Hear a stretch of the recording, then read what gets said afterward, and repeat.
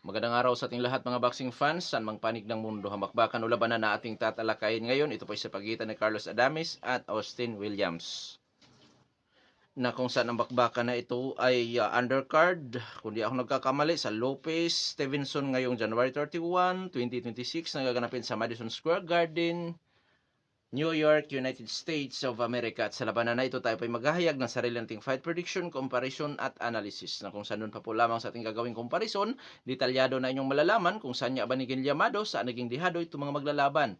Inaanyayahan ko rin po kayo na panoorin ang buong video bilang karagdagang kaalaman para sa atin na mga boxing fans at marami rin po kayo makukuha mga basihan na kung saan posible makapagbibigay influensya sa inyong magiging desisyon sa labanan na ito mga idols. Papabor ba kayo kay Carlos Adames or dito kay Austin Williams? Bagamat ang Dong Sports PH ay naghahayag po ng prediksyon mga idols, nasa inyo pa rin po talaga ang huling desisyon. Bago natin to simulan para po sa mga boxing fans na bago pa po lamang napadpad dito sa ating munting channel, inanyahan ko po kayo na sana suportahan po sa pamamagitan po ng pag-subscribe, like, and share. At para po sa mga boxing fans na walang sawa na sumuporta, sumubaybay dito sa ating munting channel, taos puso po ako nagpapasalamat sa inyong lahat. Wala po Dong Sports PH kung wala rin po kayo mga idols. Simulan na natin ang ating talakayan at alamin muna natin ang mga background dito sa magkabilang panig dahil yan po ang ating gagamiting referensya sa ating comparison mamaya. Tunahin natin sa panig ng magsisilbing challenger sa gabi ng laban, Austin Williams. Bilang isang professional boxer, may impresibong kartada si Austin Williams. 19 wins with 13 wins coming by way of knockout. May isang talo, ngunit wala pa nitalang tabla. Sa kanyang nag-isang talo, knockout ang kanyang sinapit. May height na 6 foot flat, weight 78 inches, southpaw stance, knockout ratio 68.42%. Last fight, July 19, 2025, Ivan Vasquez, panalo by 9 round technical knockout si Austin Williams. Eksperyensya. Sa karanasan ni Austin Williams mga idol, diretso na tayo sa kanyang karanasan bilang isang professional boxer kung saan ang pinakamatindi na kalaban nito ay si Hamza Shiras. Diyan siya nakatikim ng talo by 11th round technical knockout, pero nasasaktan niya si Hamza Shiras mga idols. Nagbugrogi din si Hamza Shiras. Kundi lang marunong kumapit si Shiras mga idol, baka tulog na. Sumalakas din to. Nakasagopa din ito si Patrice Bolny, si Steve Rolls. So yan po ang mga matitindi na kasagopan ng Austin Williams na kung saan ang isa ay tumalo sa kanya at nakapagbibigay sa kanya ng magandang karanasan. Ngunit nakarecover na itong si Austin Williams kasi nga matapos ma-knockout sa mga kamay ni Hamza Shiras, nakatatlo o apat na laban ito na puro panalo. Mas marami pa nga ang kanyang panalo by knockout doon sa kanyang comeback fight po mga idol. Skills, pressure, defensive roller, counter puncher, boxer puncher po ang galawan nitong si Austin Williams na kung saan malimit natin makikita ito sa pressure fighter style.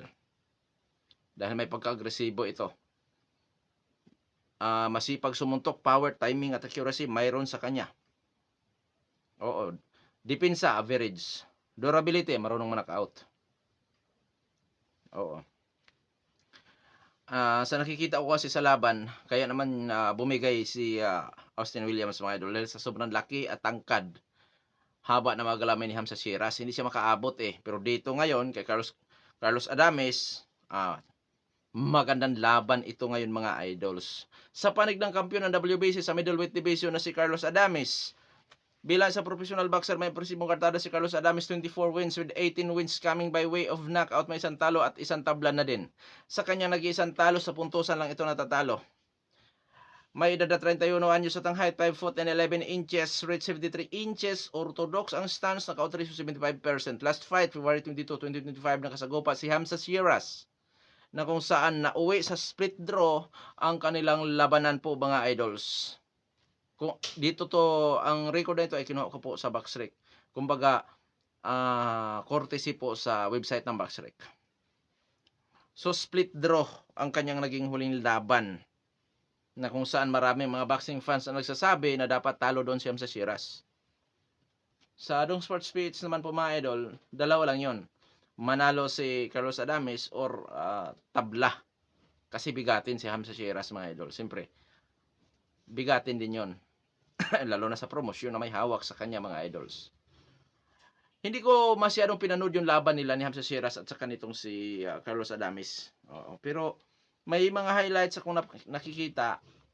Although ang highlights kasi mga idol, Nakadepende po yan sa nag-edit na kung saan pwedeng papabor sa kanyang pinapanigang boksingero yung highlight niya or patas. Dalawa lang yan eh. Patas o hindi. Pinanood ko sandali yung laban. Pareha silang nakapagpatama talagang ng mga masusuli din. Kaso kaya ni Carlos Adames suntok ni Shiras. Tapos si Shiras naman, napagtamaan din Adames. So, closed fight yon ang ano doon. So, dito mga idol, experience ni Carlos Adames, current world champion po siya ngayon. Nakasakupa din niya si Patrick Teixeira, si Terrell Gausha, at si Hamza Shiras. Boxer puncher din po ang galawan ni Carlos Adames. Pressure, defensive, roller, counter puncher style. Taglay dito hand, speed, timing, at accuracy. Oo. At syempre power na rin na kung saan umabot sa 75%. Defensive style, back pedal, moving around. Counter. Marunong din gumamit sa distansya. Durability. Masasabi kong may tibay din itong si Carlos Adames. May tibay. Pagka sinasabi natin may tibay, hindi sa lahat ng pagkakataon. Ang mayroon kay Austin Williams naman, yung matinding kanyang yung determinasyon. Yan ang mariron naman sa kanya. So ngayon dadako na tayo sa ating gagawing comparison. Sa ranking po, dito sa middleweight division, rank 6 si Austin Williams, which is karapat-dapat din dyan labanan kasi rank 1 to 15 po ang talagang mandatory na magiging world title challenger. So, dyan po, dahil rank 6 ito, medyo malayo, pero karapat-dapat na labanan. Kasi rank 1 to 15 nga ang dyan sa rankings na pwedeng lumaban doon sa world champion. So, dyan mga idols, llamado po ang kampiyon sa sitwasyon na yan dahil once na ang laban mo sa scorecard, pwedeng sabihin ng mga horadong hindi naging sapat ang ginawa ng challenger para makapangagaw ng titulo. Kung ibig sabihin, kailangan mong pakitang gilas ni Austin Williams dito. At syempre may twist yan. Si Carlos Adames ay taga Dominican Republic, United States of America. Si Austin Williams nagaganapin ang bakbakan sa mismong bansa ni Austin Williams. So delikado sa politika si Carlos Adames dito sa kanilang nalalapit na sagupaan o suntukan po mga idols. Oo, yung politika. So 50-50 sa ganung sitwasyon. Kita sabi natin sa rankings medyo malayo pero yun nga mga idol sitwasyon. So ngayon sa height, reach, power, kung sino naman ang may advantage. Mas matangkad ng 1 inch si Austin Williams. Sa reach po mga idol ay 3 inches lamang pa rin si Austin Williams. Ngunit pagdating sa power, umaabot sa 75% na ka-out-ratio ni Carlos Adames. Samantalang sa panig ni Austin Williams, umaabot ang kanyang naka-out ratio sa 68.42%. So, labanan ito na knockout artist. Pero nandito tayo sa comparison, lamang sa power itong si Carlos Adames. So, bumawi siya sa power or lakas. Ngayon dito naman tayo sa activity, parang aktibo ang dalawang maglalaban. Sa experience niya, mga idols, 55-45 in favor of Carlos Adames. Skills, parehong boxer puncher. Oo. So sa power lang talaga, lumamang si Carlos Adames. Pero may advantage sa laki, height, reach advantage itong si Austin Williams. So dito mga idol sa sitwasyon na ito, 50-50 tayo dyan. Oo, 50-50 tayo dyan. So ngayon dadako na tayo sa ating prediction sa laban. Alam nyo mga idol, pareho ko itong gusto ang dalawang maglalaban. Pareho kong gusto ito. Talagang pareho kong gusto. Gusto ko ang galaw ni Austin Williams maging kay Carlos Adames. So dito mga idol, dahil pipili ako ng isa dahil yun ang ating talakayan dito prediction Carlos Adames ako dyan by decision. Pero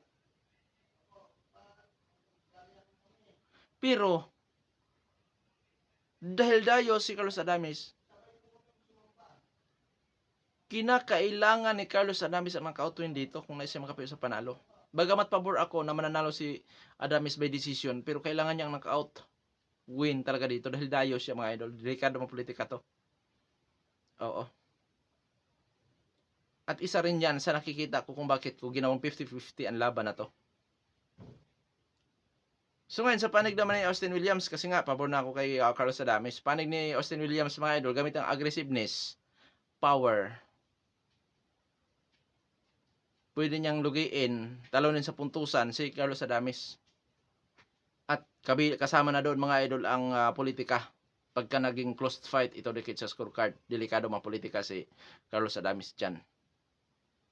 Oo. So, hindi katakatakang mananalo by decision si Austin Williams din dyan. At, syempre, dahil labanan ito na knockout artist na kung saan posible magkamali din itong si Carlos Adames kay Austin Williams, na kung saan itong si Austin Williams may knockout ratio na 68.42%, so given din ito na mananalo by knockout, technical knockout, mga idols. Oo. So, ngayon, magbibigay na tayo ng round. Sa panig na Carlos Adames, posible niya magawa may knockout si Austin Williams. 10, 11, 12. Sa panig naman ni Austin Williams, posible niyang magawang in-knockout si Carlos Adames.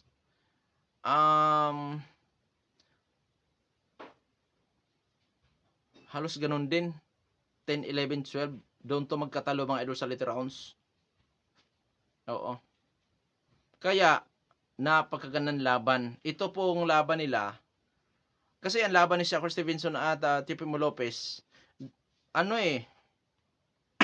pwedeng ma-aksyon, pwedeng hindi. Pero itong labanan sa pagitan ni Carlos Adames at Austin Williams na kung saan pareho ang galaw, ma-aksyon to. Bogbogan talaga to, mga idols. Ma-aksyon na laban talaga to. Ito ang kaabang-abang na laban po, mga idols. Oo. Kaya abangan natin. Kasi 50-50, baka nga maway pa sa tabla to, mga idols. Itong laban nila eh. Baka mauwi nga sa tabla to dahil yung lakas, yung power, yung tibay. Kasi na overwhelm naman si Austin Williams kay Hamza Sheeraz dahil sa tangkad. Hindi siya makaabot eh. Tapos lagi siyang naaabutan ni Sheeraz. Ito ngayon, mas pandak kumpara sa kanya.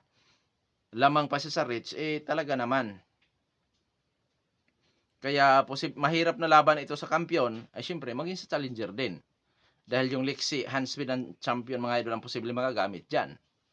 Mas maliksi kasi itong si Carlos Adames kumpara kay Austin Williams. Kaya kaabang-abang talaga mga-aksyon na laban to, mga idol. Delikadong pa sa tabla itong laban na to. So, abangan natin.